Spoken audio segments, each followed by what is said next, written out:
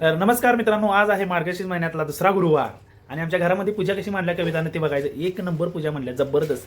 धावते डोई धरीला धरीला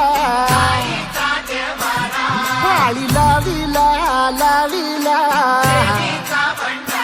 बहला लिंबाचा बांधिला आग तुझी भरून गवटी.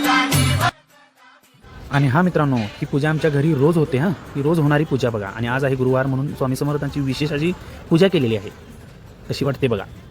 सेवेसाठी आलो दुरुनी तूच जीवाचा जीव स्वामी होऊ दे मंगल आई हाती परडी तू भाई अंतरित वाली ज्योतीन भंडाऱ्याची बुठ उधळली बाप.